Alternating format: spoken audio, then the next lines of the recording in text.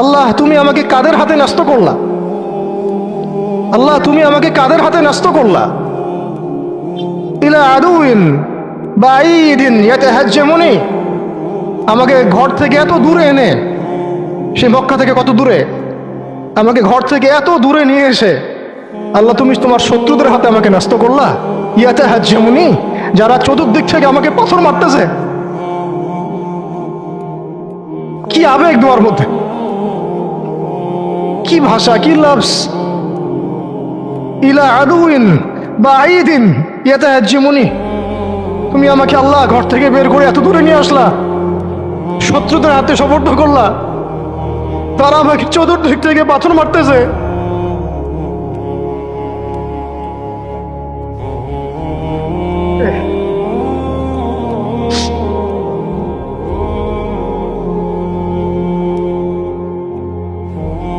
আম্মি লা করিবিন মাল্লাকতাহু আমরি, পরে নবীজি বলছেন আম্মি লা করিব, নাকি আমাকে কাছের মানুষদের হাতে নিয়ে আসছো আল্লাহ? আল্লাহ তুমি কি আমাকে কাছের মানুষদের হাতে উঠাই দিছ? মাল্লাকতাহু আমরি, যারা আমার ভালো মন্দের কাজের মালিক হয়ে গেছে। এইভাবে দোয়া করতে লাগলেন নবী সাল্লাল্লাহু আলাইহি ওয়াসাল্লাম। আল কোরআনে বর্ণিত একমাত্র সাহাবীর নাম হচ্ছে যায়েদ ইবনে হারেসা রাদিয়াল্লাহু আনহু।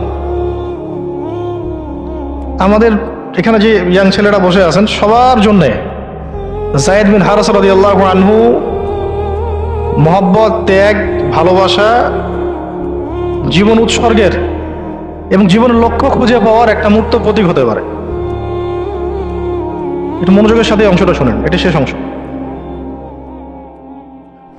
একমাত্র সাহাবী আল কোরআনে বর্ণিত, যার নাম আল কোরআনে এসেছে, তিনি হচ্ছেন যায়েদ বিন হারেসা রাদিয়াল্লাহু আনহু। তার বাবার নাম হারেসা।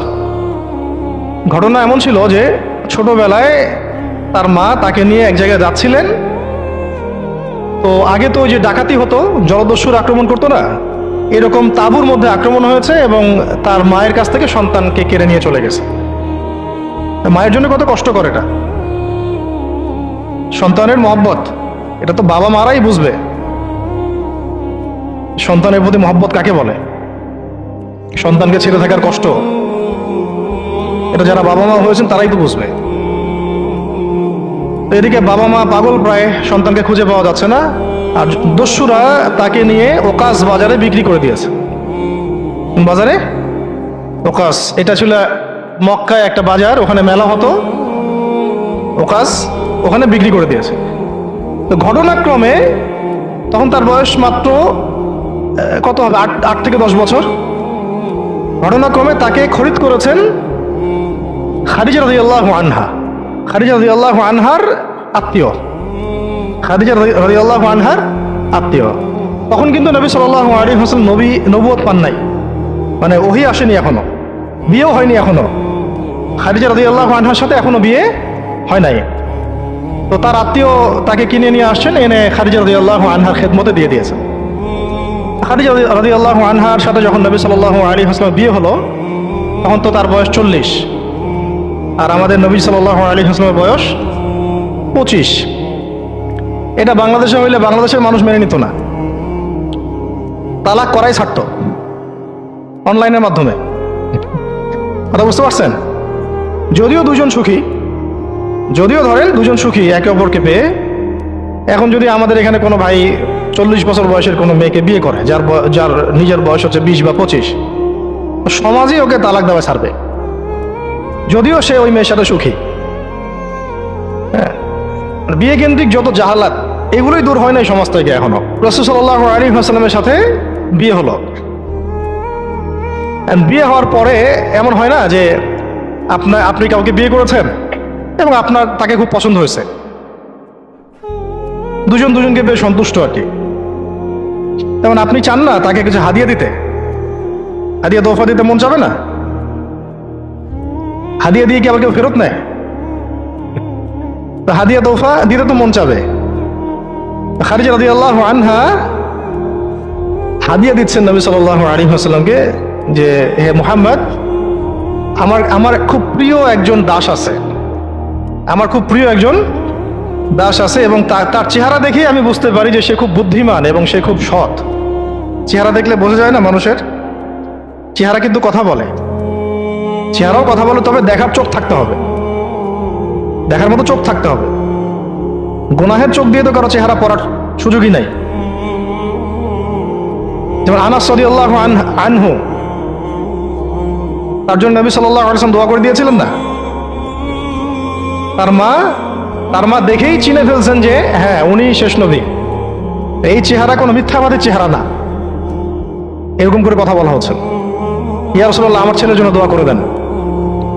আব্দুল্লাহ বিন সালাম রাদিয়াল্লাহু আনহু ইহুদি ছিলেন, যখন নবীজি মদিনায় গিয়েছেন তার চেহারা দেখেই তিনি বুঝে ফেলছেন যে তিনি শেষ নবী। এই চেহারা কোনো মিথ্যাবাদী চেহারা হতে পারে না।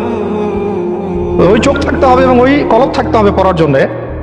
তো খাদিজা রাদিয়াল্লাহু আনহা হাদিয়া দিয়েছেন যে আমার খুব প্রিয় একজন দাস আছে যায়েদ। তো নবী সাল্লাল্লাহু আলাইহি ওয়াসাল্লাম এটাকে গ্রহণ করেছেন, হাদিয়া গ্রহণ করে তিনি দেখেন যায়েদ বিন হারিসা রাদিয়াল্লাহু আনহুর তাকদীরটা কেমন হলো। স্থলদস্যুদের হাত থেকে ওকাস বাজার থেকে চলে আসলো কোথায়? খাদিজা রাদিয়াল্লাহু আনহার বাসা, সেখান থেকে নবী সাল্লাল্লাহু আলাইহি ওয়াসাল্লামের সহবতে। চিন্তা করা যায়? এই তাকদীর তো ইউসুফ আলাইহিস সালামের চেয়েও কম সৌভাগ্যের না। ইউসুফ আলাইহিস সালামের কি হয়েছে? ভাইয়ের ষড়যন্ত্র, সেখান থেকে কূপ থেকে রাজপ্রাসাদ, সেখান থেকে জেল থেকে আবার রাজপ্রাসাদ। তারপরে তো পুরো মিশরের বড় একটা অংশের রাজনৈতিক দায়িত্ব, এবং সেখান থেকেই বনু ইসরাইল পরে আবার মিশরে আসলো। অন্য একদিন আলোচনা করবো ইনশাআল্লাহ। এখানে যায়েদ ইবনে হারিসা রাদিয়াল্লাহু আনহার তাকদীর কেমন? অনন্য সাধারণ, এত চমৎকার যে এটা তো ঈর্ষণীয়। আলী রাদিয়াল্লাহু আনহু ছাড়া এমন তাকদীর তো মনে হয় আর কেউ পান নাই, যে নবী সাল্লাল্লাহু আলাইহি ওয়াসাল্লামের ঘরের মধ্যে তিনি সবসময় তার সাথে তার খেদমত করছেন। শুধু তাই না, নবী সাল্লাল্লাহু আলাইহি ওয়াসাল্লাম তাকে নিজের পুত্র বানিয়ে নিলেন। যায়েদ আমার পুত্র, যায়েদ আমার ছেলে। দাস রাখলেন না। যখন তিনি যায়েদ বিন হারিসা রাদিয়াল্লাহু আনহুকে পেলেন, সবার সামনে এলান করে দিলেন যে সে আমার দাস না, ও আমার ছেলে, যায়েদ আমার ছেলে। নবী সাল্লাল্লাহু আলাইহি ওয়াসাল্লাম বলছেন যায়েদ আমার ছেলে, বলছেন যে আমি তাকে ভালোবাসি, ও আমাকে ভালোবাসে। অথবা এক জায়গায় এভাবে আসছে যে আমি তার উত্তরাধিকারী, সে আমার উত্তরাধিকারী। যায়েদ বিন হারিসা রাদিয়াল্লাহু আনহুর লকব ছিল হিব্বু রাসূলিল্লাহ, রাসূল সাল্লাল্লাহু আলাইহি ওয়াসাল্লামের প্রিয় ভাজন। আর যায়েদ বিন হারিসা রাদিয়াল্লাহু আনহুর ছেলের নাম ওসামা বিন যায়েদ। যায়েদ বিন হারিসা রাদিয়াল্লাহু আনহুকে একবার তিনি একটা সেনাবাহিনীর কাফেলার দায়িত্ব দিয়েছিলেন। কিছু সাহাবী একটু আপত্তি করেছিলেন, বয়স কম, আরো যোগ্য সাহাবী আছে। আবার ঠিক ওসামা বিন যায়েদ রাদিয়াল্লাহু আনহুকে যখন নবী সাল্লাল্লাহু আলাইহি ওয়াসাল্লাম শেষে একদম ইন্তেকালের কয়েকদিন আগে জুরফে একটা সেনাবাহিনীর দায়িত্ব দিয়ে পাঠিয়েছিলেন, তখনও কেউ আপত্তি তুলেছিল যে ওসামার বয়স কম, 19 বছর 20 বছর বয়স, আরো বড় বড় যোগ্য সাহাবী আছে। তখন নবী সাল্লাল্লাহু আলাইহি ওয়াসাল্লাম বলেছিলেন যে ইতিপূর্বে তোমরা যায়েদের ব্যাপারেও আপত্তি তুলেছিলে, আর আজকে তোমরা ওসামার ব্যাপারেও আপত্তি তুলছো। তোমরা জেনে রাখো তার বাবা এবং সে, মানে যায়েদ বিন হারিসা এবং ওসামা বিন যায়েদ, এই দুজনকে আমি ভালোবাসি। এই দুজন আমার প্রিয় ভাজন, এই দুজন আমার প্রিয় ভাজন। তো যায়েদ বিন হারিসা রাদিয়াল্লাহু আনহু এখানে বড় হতে লাগলেন। এক পর্যায়ে তো ওহী আসলো, ইসলাম কবুল করলেন। ইসলাম কবুল করার আগে একটা ঘটনা ছিল, ওইটা ভুলে গেছিলাম, দেরি হচ্ছে কি? আচ্ছা, ইসলাম কবুল করার আগে একবার তার বাবা মা তার খোঁজ পেয়েছিলেন। হজ করতে আসছেন কিছু মানুষ মক্কায়, তখন হজমরা ছিল বিকৃত, এসে দেখছে যে এই তো যায়েদ। তো ফিরে গিয়ে তার বাবাকে খবর দিছে, যায়েদকে দেখলাম মক্কায়। তো তার বাবা আসছেন হারিসা, ঠিক আছে, এসে চিনতে পারছেন আমার ছেলে। তো মুহাম্মদ সাল্লাল্লাহু আলাইহি ওয়াসাল্লামকে বলেছেন যে আমার ছেলেকে আমি কিছু মুক্তিপণের বিনিময়ে নিয়ে যেতে চাই। তো নবী সাল্লাল্লাহু আলাইহি ওয়াসাল্লাম বলেছেন ঠিক আছে, মুক্তিপণ লাগবে না, আমি আপনাদেরকে আরো সহজ একটা অপশন দিচ্ছি। আপনার ছেলেকে ডাকি, সে যদি আপনাদের সাথে যেতে চায় তাহলে কোনো টাকা পয়সা লাগবে না, এমনি নিয়ে যাবেন। যদি যেতে না চায় তাহলে আমার কিছু করার নেই। তখন তার বাবার সামনে তার ছেলেকে আনা হলো, বলা হলো যে ওনাদেরকে চিনতে পারো? হ্যাঁ, উনি আমার বাবা হারেসা, উনি আমার চাচা, উনি আমার মামা, এভাবে বলছেন। তো তার বাবা বলছেন যে আমার সাথে চলো বাসায়। সরাসরি বাবাকে বলে দিলেন যে আমি আপনার সাথে যেতে পারবো না, আমি মুহাম্মদ সাল্লাল্লাহু আলাইহি ওয়াসাল্লামের সাথে থাকতে চাই। বাবা বলছে এ কেমন কথা, যে বাবার সাথে যাবা না, নিজের বাবার পরিবারে যাবা না, বাবার ঘরে যাবা না, উনি তো তোমার আপন কেউ না। যায়েদ ইবনে হারেসা রাদিয়াল্লাহু আনহু বলছেন যে আমি তার মধ্যে এমন কিছু দেখেছি যে আপনারা কেউ দেখতে পারবেন না। এটা সম্পর্ক, মহব্বত, এগুলোকে সম্পর্ক বলে, মহব্বত বলে। অথচ কেউ কাউকে চিনে না, মানে কেউ কারোর সাথে কারো রক্তের সম্পর্ক নাই। নবী সাল্লাল্লাহু আলাইহি ওয়াসাল্লাম তাকে বললেন তখন যে যায়েদকে আমি মুক্ত করে দিয়েছি। যায়েদ আমার দাস না, যায়েদ আমার ছেলে, যায়েদ আমার ছেলে, আমি তার উত্তরাধিকারী, সে আমার উত্তরাধিকারী, আমি তাকে ভালোবাসি। তার উপাধি হয়ে গেল হিব্বু রসুলিল্লাহ, রসুলের প্রিয় ভাজন। সবাই তাকে এই নামে ডাকা শুরু করলো, রসুলের প্রিয় ভাজন, রাসূল তাকে ভালোবাসে, রাসূল তাকে ভালোবাসে, রাসূল তাকে ভালোবাসে। আর আমি বলছি রাসূল কে? সাল্লাল্লাহু আলাইহি সাল্লাম, যাকে আল্লাহ ভালোবাসেন। রাসূল কে? যাকে আল্লাহ ভালোবাসেন। তো এখন যখন নবুয়ত প্রাপ্ত হলেন, তখন আপনারা তো সবাই জানেন যে প্রথম 13 বছর মক্কায় কাটানো হয়েছে। এই প্রথম 13 বছরে যে কি পরিমাণ নির্যাতন সহ্য করতে হয়েছে, এটা ভাষায় প্রকাশ করার কোনো কিতাব পাওয়া যাবে না। আর এটা লিখার মতো কোনো কলম নাই, কোনো হাত নাই। ওগুলো নিয়ে আমরা ইনশাল্লাহ পরে কথা বলবো। আজকে শুধু একটা দুইটা জায়গায় বলতেছি। একটা সফর ছিল তাইফের সফর। কিসের সফর? এই যে হুট করে শুনলেন তাইফের সফর। তাইফের সফরের আগে 10 বছর আছে। এই 10 বছরে এত নির্মম নির্যাতন সহ্য করতে হয়েছে, যেটা তাইফ পর্যন্ত যেতে রাসূল সাল্লাল্লাহু আলাইহি ওয়াসাল্লামকে বাধ্য করেছে। মক্কার অবস্থা কোন ঠাসা, মানে অত্যাচার হতে হতে হতে হতে এমন একটা অবস্থা, সাহাবীদেরকে চোখের সামনে শহীদ করা হচ্ছে। বেলাল রাদিয়াল্লাহু আনহুকে এইভাবে নির্যাতন করা হচ্ছে। সুমাইয়া রাদিয়াল্লাহু আনহাকে মেরে ফেলা হলো, শহীদ করা হলো। গরিব সাহাবীদেরকে নির্যাতনের স্টিম রোলার চালায় দেওয়া হচ্ছে। এক পর্যায়ে বাধ্য হয়ে অনেক সাহাবী আবিসিনিয়াতে চলে গেলেন, ইথিওপিয়ায়। আবার 3 বছর নবী সাল্লাল্লাহু আলাইহি ওয়াসাল্লাম এবং বনু হাশিমকে বয়কট করা হলো, মনে আছে? একদম বয়কট করা হলো 3 বছর। গাছের ছাল পাতা খেয়ে সাহাবীরা থাকা শুরু করলেন। চতুর্দিক থেকে রাস্তা বন্ধ, সামাজিক নির্যাতন, রাজনৈতিক নির্যাতন, গালিগালাজ, আপনজনদের মানে গীবত, তহমত, একেবারে পাথর নিক্ষিপ্ত চলতেছেই চতুর্দিক থেকে। আবু লাহাব, আবু জেহেল, আবু সুফিয়ান সবাই উঠে পড়ে লাগছে, পুরো সমাজ বিরুদ্ধে চলে গেছে। এরকম হালত বোঝার জন্যও ওইরকম সিচুয়েশন ফেস করা দরকার। এটা পড়ি আমরা তো এগুলো পড়ি, এগুলো তো আমরা বুঝি না, উপলব্ধি করতে পারি না, কারণ আমরা এই ফেজগুলো দিয়ে যাই নাই।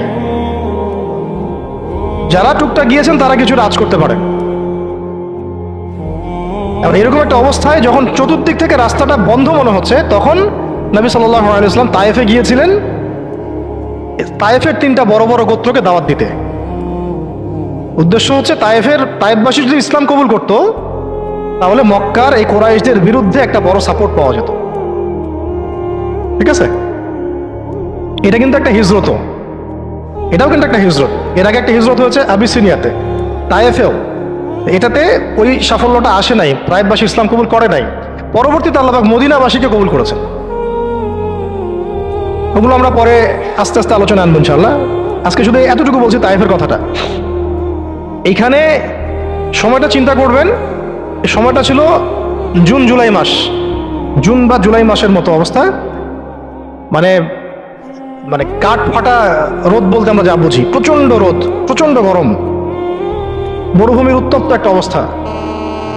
এই অবস্থায় মক্কা থেকে তায়েফের ডিস্টেন্স হচ্ছে প্রায় 100 কিলোমিটার, প্রায় 100 কিলোমিটার।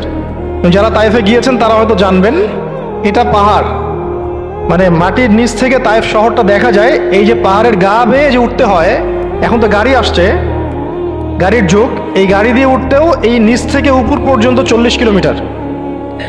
পাহাড়ের গা বেয়েই 40 কিলোমিটার রাস্তা এইভাবে সফর করে করে করে করে তায়েফের শহরের উপরে পৌঁছাতে হয়। এই কাজটা নবী সাল্লাল্লাহু আলাইহি ওয়াসাল্লাম তার সময় করেছেন পায়ে হেঁটে, তাও জুন জুলাই মাসের মতো উত্তপ্ত অবস্থায়, গরমের অবস্থায়। এবং এই সফরে নবী সাল্লাল্লাহু আলাইহি ওয়াসাল্লামের সাথে মাত্র একজন সাহাবী ছিলেন। সেই সাহাবীর নাম যায়েদ ইবনে হারেসা রাদিয়াল্লাহু আনহু, আর কেউ না, রাসূলের প্রিয় ভাজন। তাহলে বুঝতে পারছেন কত কত কাছের সম্পর্ক। আর কেউ না, কোনো সাহাবী না, যায়েদ ইবনে হারেসা রাদিয়াল্লাহু। ঠিক যেমন গারে সাওরে কেউ নাই, কোনো সাহাবী নাই, কে আছেন? আবু বকর রাদিয়াল্লাহু আনহু। আয়েশা রাদিয়াল্লাহু আনহা বলতেন মাঝে মাঝে যে যদি রাসূল সাল্লাল্লাহু আলাইহি ওয়াসাল্লাম জীবিত থাকতেন তাহলে যায়েদ ইবনে হারেসা রাদিয়াল্লাহু আনহুকে মনে হয় তিনি তার পরবর্তী স্থলাভিষিক্ত হিসেবেই ঘোষণা করে দিয়ে যেতেন। এত ভালোবাসতেন তিনি তাকে, মনে হতো যেন যায়েদ বিন হারেসা রাদিয়াল্লাহু আনহুকে তিনি পরবর্তী স্থলাভিষিক্ত করে দিয়ে যাবেন, এত ভালোবাসতেন। যখন যায়েদ ইবনে হারেসা কোনো সফর থেকে ফিরত, আমি, আয়েশা রাদিয়াল্লাহু আনহা বলছেন, আমি রাসূল সাল্লাল্লাহু আলাইহি ওয়াসাল্লামকে এত, মানে কি একটা বস গ্রিটিংস বলি না আমরা, অভিবাদন, এত ব্যস্ত হয়ে অস্থির হয়ে আলিঙ্গন করতে দেখি নাই যেমনটা যায়েদ ইবনে হারেসার ক্ষেত্রে তিনি করতেন। বহু সফরে তিনি তাকে পাঠিয়েছেন, সারিয়া অভিযানে। সারিয়া মানে যে সফরগুলোতে আমাদের নবীজি নিজে যান নাই কিন্তু সাহাবীদেরকে পাঠিয়েছেন, কোনো সামরিক অভিযান, এটাকে বলা হয় সারিয়া। আর গাজওয়া হচ্ছে এমন যুদ্ধ যেখানে নবীজি নিজে গিয়েছেন, অ্যাজ এ কমান্ডার উপস্থিত ছিলেন। তো একবার একটা সফর থেকে যায়েদ ইবনে হারেসা রাদিয়াল্লাহু আনহু এসেছেন। আয়েশা রাদিয়াল্লাহু আনহা বলছেন তার গায়ে, আমাদের নবীজির গায়ে সতরটা কোনো রকম ঢাকা ছিল, উপরের পোশাক নাই, মানে গায়ের উপরের পোশাকটা তিনি পরেনি নাই। এই অবস্থাতে তিনি আয়েশা রাদিয়াল্লাহু আনহার ঘরে ছিলেন। ওইখানে এসে যায়েদ ইবনে হারেসা রাদিয়াল্লাহু আনহু নক করেছেন দরজায়। ওই অবস্থায় তিনি উঠে গিয়ে যায়েদ ইবনে হারেসা রাদিয়াল্লাহু আনহুকে আলিঙ্গন করা শুরু করলেন, কপালে চুমু দেওয়া শুরু করলেন, আমার প্রিয় ভাজন আসছে। ওই সাহাবীকে সাথে নিয়ে তিনি সফর করছেন তায়েফে। তায়েফে যাওয়ার পরে 3টা গোত্রনেতা ছিল ওখানে। অনেক বড় কথা, তো আমি অল্প করে বলছি সময় সংক্ষিপ্ততার কারণে। একটা গোত্রনেতার নাম হচ্ছে আব্দে ইয়ালাইল। এর আন্ডারে বহু মানুষ ছিল, যদি সে ইসলাম কবুল করতো তাহলে ওই সবাই ইসলাম কবুল করতো, সে করে নাই। একটা গোত্রনেতার নাম ছিল আব্দে মাসউদ, তার আন্ডারে বহু মানুষ ছিল এবং ধনী ধনী বড় বড় ধনী ব্যবসায়ী, রাজনীতিবিদ, সে ইসলাম কবুল করে নাই। আরেকটা লোক ছিল, তার নাম হাবিব বিন আমর, এই 3 নাম্বার গোত্রনেতা। তো সেও ইসলাম কবুল করে নাই। ইসলাম কবুল না করার কারণে এই 3টা গোত্রনেতার কাছ থেকে, আপনারা কি মনে করেছেন একদিন দাওয়াত দেওয়া হয়েছে? প্রায় 1 মাস নবী সাল্লাল্লাহু আলাইহি ওয়াসাল্লাম এই তায়েফের এই ময়দানে ছিলেন, দাওয়াতের ময়দানে। কোনো কিতাবে আসছে 10 দিন, কোনো কিতাবে আসছে 15 দিন, 17 দিন, কিন্তু অ্যাপ্রক্সিমেটলি 1 মাস, এটা বিভিন্ন সিরাতের কিতাবে আসছে। এই 1টা মাস তায়েফে থাকা, খাওয়া দাওয়া তো আল্লাহ ভালো জানেন কি হয়েছে। তার সাথে একজন মাত্র সাহাবী, দরজায় দরজায় দাওয়াত দেয়া, এবং সবাই দাওয়াত রিফিউজ করলো। বড় বড় 3টা গোত্রনেতাও রিফিউজ করে দিল। শুধু যে রিফিউজ করলো তা না, বরং এমন টিটকারি শুরু করলো, এমন ব্যঙ্গাত্মক আচরণ শুরু করলো যে শেষ পর্যন্ত ওই এলাকার যত ছোকরা ছিল, যুবক, তরুণ, কিশোরী বেশি আসছে বর্ণনায়, এদেরকে লেলিয়ে দেওয়া হলো, সবার হাতে পাথর উঠিয়ে দেওয়া হলো যে এই ব্যক্তি মাজনুন, নাউযুবিল্লাহি মিন যালিক। মাজনুন মানে পাগল, এই ব্যক্তি কাযযাব, এই ব্যক্তি মিথ্যাবাদী, এই ব্যক্তি সাহের, এই ব্যক্তি জাদুকর। কাকে বলা হচ্ছে? সবাই মিলে পাথর মারো তাকে, নাউযুবিল্লাহি মিন যালিক। দৃশ্যটা একটু চিন্তা করেন। 10 বছর মক্কায় দাওয়াত দেওয়ার পর চতুর্দিক থেকে কুরাইশদের নির্যাতন, নিপীড়ন, শারীরিকভাবে, মানসিকভাবে, আত্মিকভাবে, সামাজিক বয়কট, 3 বছর গাছের ছাল পাতা খেয়ে পাহাড়ের পদতলে জীবন কাটানো বনু হাশেমের। আবার আমুল হুজনও হয়ে গেছে। ওই একই বছরে কয়েকদিনের মধ্যেই চাচা আবু তালেব ইন্তেকাল করেছেন, খাদিজা রাদিয়াল্লাহু আনহাও ইন্তেকাল করেছেন। কি অবস্থা ওই সময় চিন্তা করে, কি কষ্টের সময়, কি রকম কষ্টের সময়। আমরা তো উপলব্ধি করতে পারবো না। আমরা তো গাজাবাসীর কষ্ট উপলব্ধি করতে পারি না, রাসূলুল্লাহ সাহাবীদের কষ্ট কি উপলব্ধি করতে পারবো? এই অবস্থায় আশার আলো নিয়ে তায়েফে যাওয়া, সেখানে গিয়ে যে 1 মাস এই মেহনত করার পর এই অবস্থা, সমস্ত ছোকরাটা পাথর মারা শুরু করলো। কি পাথর মারার সেই গতি! যেখানে পাথর মারা হয়েছে ওই জায়গা আমরা দেখে আসছি, আলহামদুলিল্লাহ। কি পাথর মারার গতি! এমন পাথর মারা হচ্ছিল যে রাসূল সাল্লাল্লাহু আলাইহি ওয়াসাল্লামের মানে গায়ে লেগে রক্ত বের হতে হতে সেই রক্ত দিয়ে পায়ের যে জুতাটা আছে এই জুতাটা আটকে গেছে। এইভাবে জুতা খোলা যাচ্ছে না। রাসূলুল্লাহ সাল্লাল্লাহু আলাইহি ওয়াসাল্লাম পা থেকে জুতা খোলা যাচ্ছে না, রক্তে আটকে গেছে। আর মানুষ বলছে পাগল, মিথ্যাবাদী, হ্যাঁ জাদুকর, জিনে আসর করছে। মানুষ বলতেছে এগুলা। রাজনৈতিক ক্ষমতা চাই মনে হয়, হ্যাঁ অর্থ চাই মনে হয়, দুনিয়ার জৌলস মনে হয় চায়, আমাদের ঐক্য বিনষ্ট করতে আসছে। মারো একে, মেরে বিদায় করো এখান থেকে। কোন পর্যায়ে গেলে মানুষ এই কাজ করতে পারে? কি পরিমাণ ক্ষোভ থাকলে মানুষ এই কাজটা করতে পারে? আর কার এগেন্স্টে করছে? আল্লাহর প্রিয় হাবিব, যার জন্য আল্লাহ পাক ফিরদাউস রেখেছেন, মাকামে মাহমুদ রেখেছেন, যার সুপারিশ ছাড়া আমরা মনে হয় না জান্নাতে কেউ যেতে পারবো, অসম্ভব। যার সুপারিশ ছাড়া বিচার শুরুই হবে না কিয়ামতের মাঠে, হিসাব নিকাশ শুরুই হবে না। জান্নাত তো বহুত দূরের কথা, জান্নাতের দরজাও খোলা হবে না যিনি আগে না ঢোকা পর্যন্ত। তাকে মানুষ সেভাবে মারা শুরু করলো। রক্ত ঝরতেছে। এই সময়ে এই সাহাবী যায়েদ ইবনে হারেসা রাদিয়াল্লাহু আনহু নিজের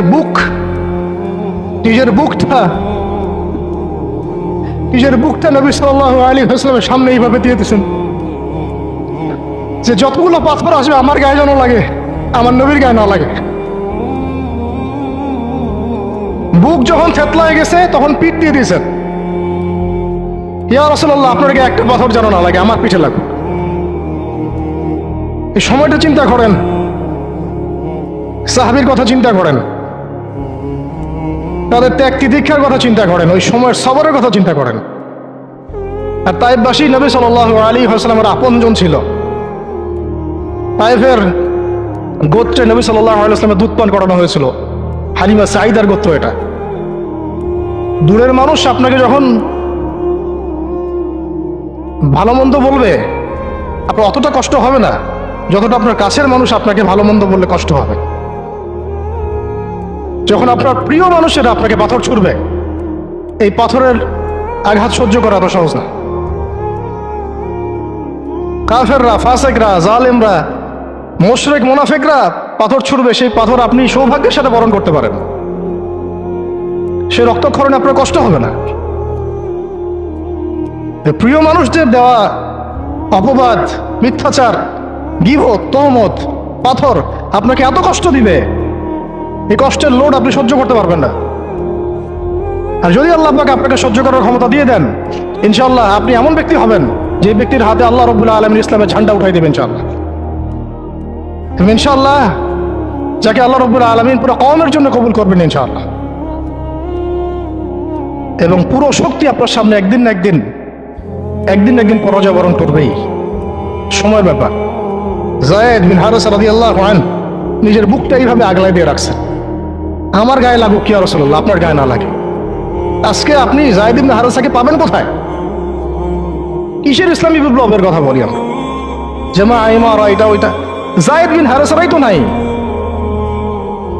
ওরকম আখলাকের নেতাও যেমন আমরা পাই না, ওই রকম যায়েদ বিন হারেসাদের মতো আমরা মামুরও তো পাই না।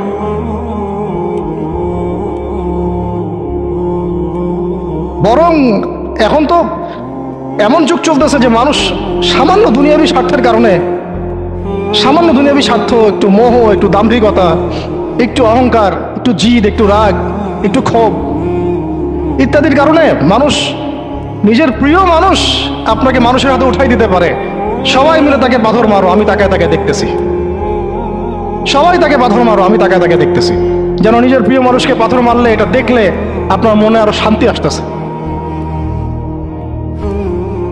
কিভাবে আপনি আপনার প্রিয় মানুষকে হাজারো লক্ষ মানুষের হাতে উঠাই দিতে পারেন, যে মানুষটা তাকে ধর্ষণ করবে, ছিঁড়ে ছিঁড়ে খাবে, পাথর মেরে থাতলা করবে, আবার আপনি তাকে মহব্বতের দাবিও করেন? কিসের মহব্বত? মহব্বত কাকে বলে? মহব্বত তো এইটা যেটা যায়েদ ইবনে হারেসা রাদিয়াল্লাহু আনহু করেছেন।